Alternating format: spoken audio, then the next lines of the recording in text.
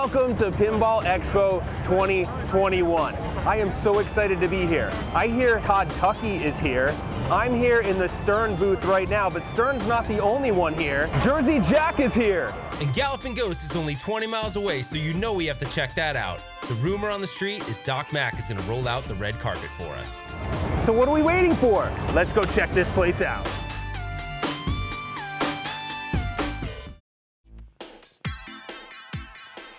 My name is Retro Ralph, and I love arcade games.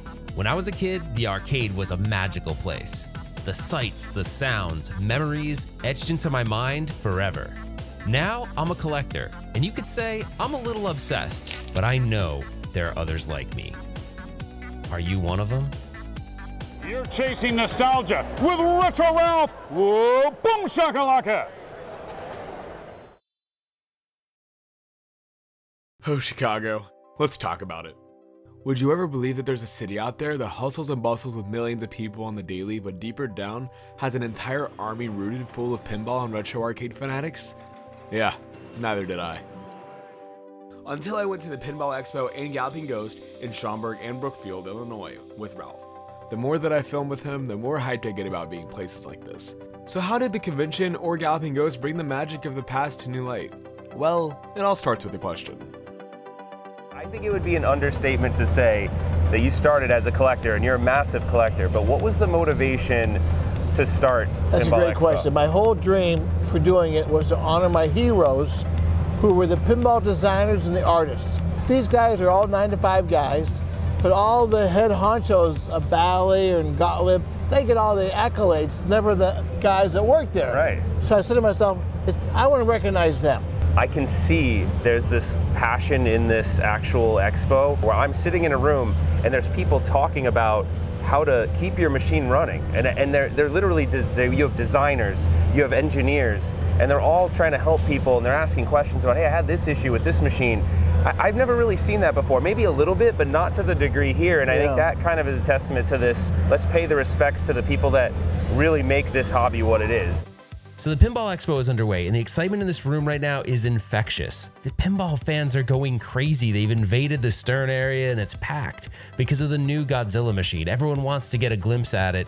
I even hear people saying this is Stern's best title ever. It's just awesome to be surrounded by all of these people that love these products so much. And while I'm not a pinball fanatic myself, I could see how easy it would be to become one.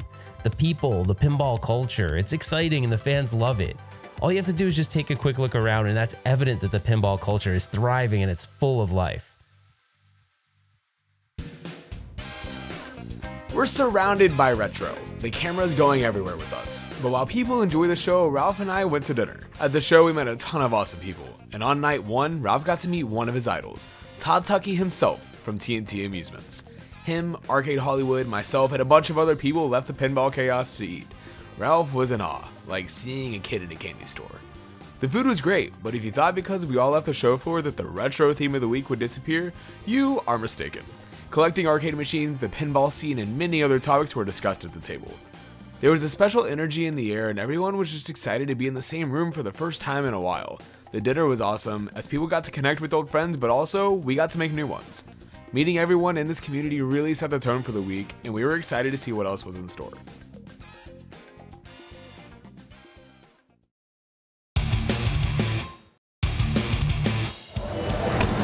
You guys having a good time at the show? Oh, look who it is! It's Wreck-It Ralph. Senior Wreck-It Ralph channel. It's Retro Ralph. Yeah. There's a couple games I want to check out over there, so I'm sure I'll see you guys. No. This ain't over. What? Wait, what? It's Retro Ralph. It's Retro Ralph. It's Wreck-It Ralph. Retro Ralph. It's Retro. So yeah, you got to meet the TNT twins. They're good guys and truly larger than life characters. Look, we haven't been here long and my experience so far has been amazing. But today, my buddy Arcade Hollywood said he has something epic in store for us. The rumors are true. We are headed to Galloping Ghost Arcade and we're gonna go see Doc Mack. He is gonna spend the day giving us the full, all-access tour of the arcade, production studios, pinball building, and a special surprise.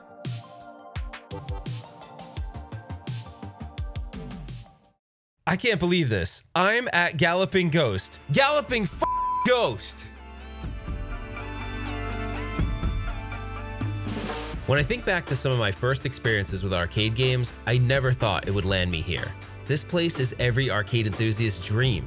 I remember when I was younger, my mom would drop me off at the Dream Machine, an arcade in Lincoln, Rhode Island. Never did I expect to end up here, at Galloping Ghost with legends like Todd, Tuckey, and Doc Mack. I'm in the biggest arcade in the country with them together in the same room, breathing the same air. This is absolutely insane. How many games are here right now at this very moment? We have a few over at Pinball Expo, but currently there's 845 games that you can play here at the Galloping Ghost Arcade. It can't be easy to keep that many games up and running. Like, what is that like a big challenge for? It absolutely is. It's an everyday thing. Right now, we probably have about 35 games down. It was at 804, we were at 100%. It's just a constant thing. So I feel like you can feel the energy in this place. It's good to know that places like this exist, and it's, if anything, people see this and go, it's alive and well, right? It's alive and well, and it keeps going, which is great. So I know as a collector, I appreciate that you take that torch and hold it high for everybody, so that's awesome. Yeah. Favorite game? I would still probably say Narc is my favorite game, given the history that the one that we have here is unique to us because we had this huge Narc event, and George Petro, who was working on the game, the night before, he finished an unreleased level. I gotta play this, I know. I keep hearing that. You play it in a helicopter, right? It's in a helicopter, you have unlimited missiles, so it's just kind of... no way, okay. taking the streets back and blowing everything up. That's awesome. Not only is there a huge collection of arcade games here, but there's unique arcade games that you can't find anywhere else. They're not even emulated in MAME because the boards are specific to this location and can't be found anywhere else. Okay, so this is Sega's Laser Ghost. Now, why this is so unique is, number one, I don't think it had a North American arcade release, but when you're playing the game and you walk up on someone playing it, you don't see the laser they're shooting unless you look through here. There's like some kind of voodoo magic effect, and it uses this glass that's right here on the controller. It's really cool. It did have a Sega Master System release, but I think it was a completely different game. But this is one of those hard to find, you're probably gonna only find it here at Galloping Ghost, so if you end up coming here, you definitely gotta check this out. The lesser popular and super cool Midway's The Grid. This is like Ed Boon's project after Mortal Kombat. This is super cool. It's a third-person arena shooter, so not really a genre you see very much in arcade gaming. The only other game that's like this, there was a game by Atari, War Final Assault. It's very similar, and I think it came out before that, and this one kind of perfected it. And one of the cool things that Galloping Ghost has as a Galloping Ghost exclusive is there's this development kit for the Grid that was donated by Todd Allen. So this is the kind of stuff, actually it says don't touch it, I just touched it. But yeah, you can see the original development boards, the controller, and the trackball, so pretty neat. Okay, if you know me, then you know I'm not the biggest Star Wars fan in the world, but this is kind of a cool game because I guess this is like a Japanese-only release. So this game doesn't exist anywhere in North America unless someone imported it like Galloping Ghost did.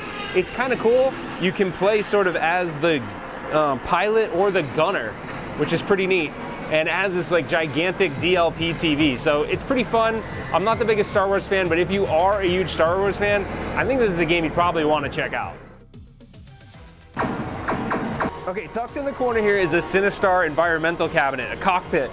You never see these. You normally see a normal Williams stand-up Sinistar. So I'm gonna try to get in this and see if I can play it. It's kind of tucked in between LA machine guns. Oh, I made it. I'm in. You gotta mine for these little crystals to make a Cinnabomb. But you don't wanna break these craters apart because you'll get less of these little pieces you need to build the Cinnabomb. We'll help, Mason. Run, coward. Oh, shit. Primal Rage 2, the unreleased sequel to Primal Rage, which is right over my shoulder.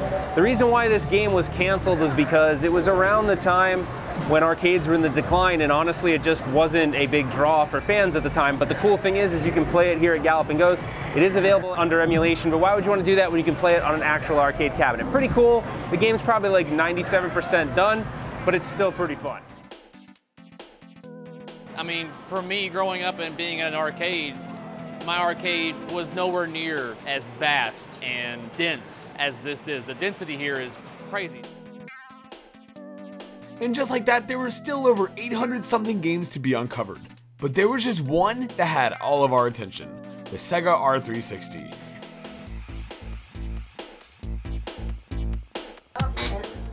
Oh! What the hell?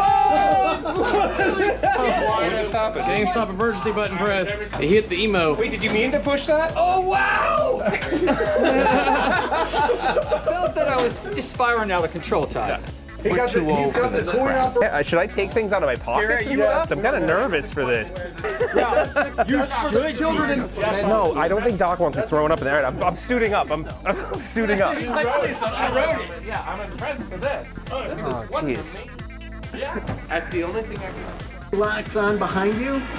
The whole place. You can either tell me, will that light up? It'll all start flashing. Oh shit. It'll change views. Ralph. Oh shit. What the hell? This is crazy. He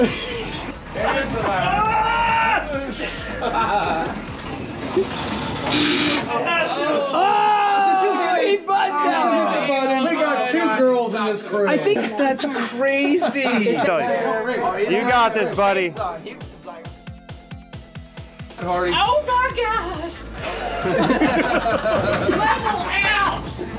It's hard to feel like where you're level. Voice command. One of those.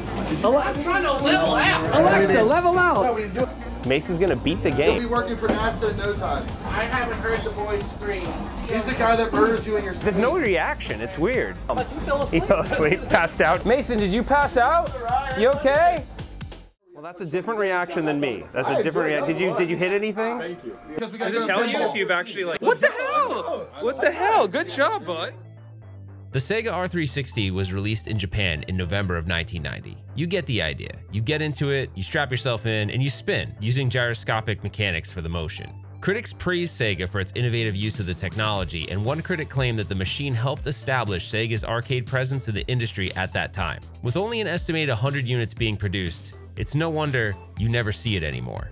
A 2-player successor to the R360 titled the R360Z was released in 2015 for the game Transformers Human Alliance. According to The One, a UK video game magazine, the original cost over $120,000. And as far as Doc knows, only a handful still exist today. The R360 is wicked awesome. I'm so stoked I got a chance to play it. It was so fun, but it's like, it was so disorienting. It's crazy. That is truly a once-in-a-lifetime experience. It's time to go, but just when you think you've seen all of Galloping Ghost, you haven't. Just next door is where Galloping Ghost Productions is located. It's the birthplace of their exclusive 2D digitized fighting game called Dark Presence. Doc let us play it, and it's very reminiscent of the games like Mortal Kombat that became popular for their use of realistic digitized sprites. Dude, no, what's going on? Actually, if you're able to finish the game without continuing, these come out through the front of the cabinet. The first person to complete the game without continuing wins one of these statues. They're sculpted by a guy from McFarlane Toys. It's coming soon to arcades and consoles in Q1 of 2022. Galloping Ghost Productions also offers services like reproduction artwork, custom art, logos, graphic printing, 3D printing, and even PCB repair and ROM burning. After all this, I thought there couldn't be anything more to see. Then Doc invited us to Galloping Ghost Pinball, just a few blocks away. A separate building with over 40 pinball machines. I was shocked when I walked in, I saw the never-released Predator machine. I loved that movie as a kid, and the design of the machine truly does the movie justice. It's a shame that it never was released.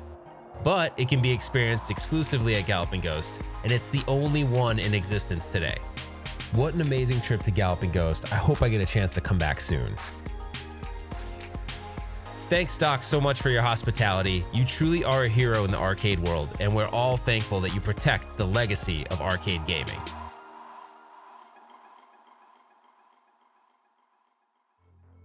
I'll be honest, I got distracted and I wasn't even looking at the screen anymore.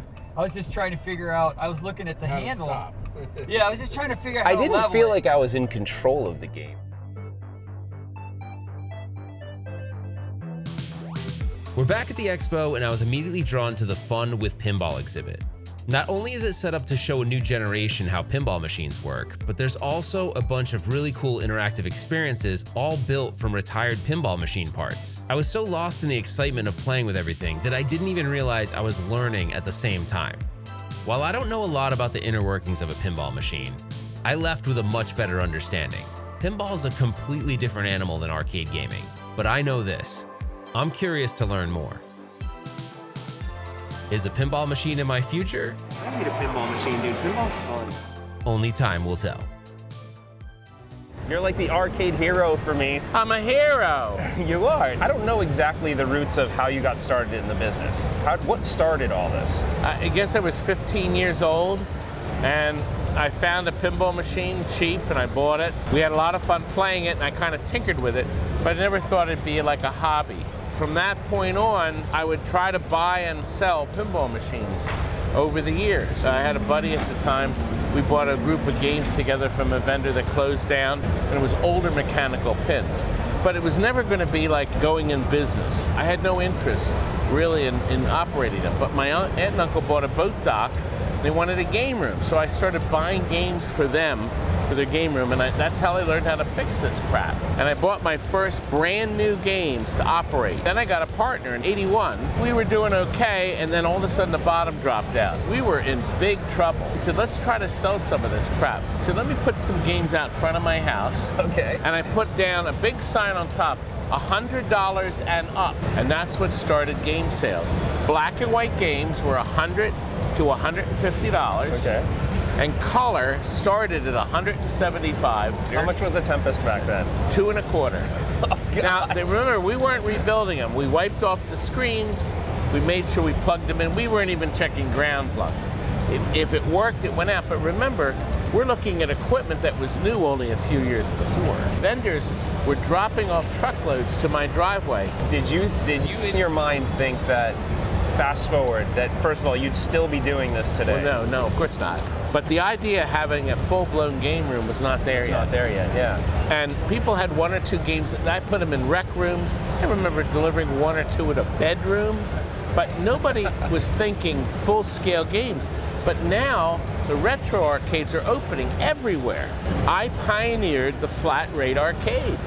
What do you think the future is for this business? Oh, that's easy. It is? That's an easy one? Are you kidding? This business is exploding. The arcade one-ups. Everybody says, oh, you hate the arcade one-ups. No, I don't hate the arcade one-ups has created brand new demand for arcades. That's easy to see. You just open up your eyes like this. I appreciate what you do and how you contribute to this community. I was already fired up. I'm more fired up now. TNT plays a huge role in making sure these games keep continuing on. They have new life. Keep the enthusiasm. Keep the enthusiasm. We need enthusiastic players. Look at how Ralph has changed. Moved into the arcade industry here.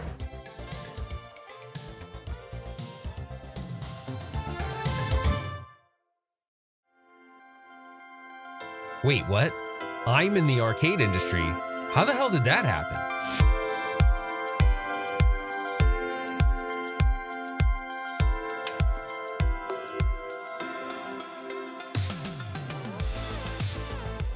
I can't even begin to tell you how amazing these last few days have been. To be surrounded by so many people that enjoy the same things that I do. Sometimes I don't realize just how much of myself is connected to my hobby. And if you're following my journey, this might describe you too. Between the Expo and Galloping Ghost, I've been transformed, even if temporarily, to a time in the past. Except this time, I'm with a new set of people, building connections, sharing experiences, and creating new memories. So instead of momentarily reliving good times from the past, we're ensuring the future history books don't leave what we all love as just a memory lost forever. This is Chasing Nostalgia.